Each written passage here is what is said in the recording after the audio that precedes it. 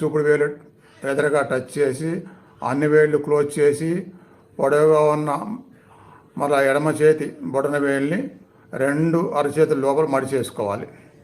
ఇలా ఫోల్డ్ చేసుకోవాలి. ఇంకా ముద్ర అలా ఉండిపోతుంది.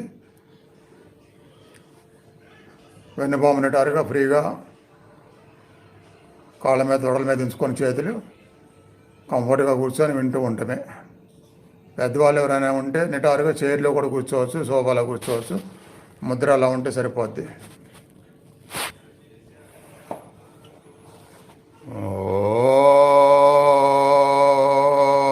ఓం పంచం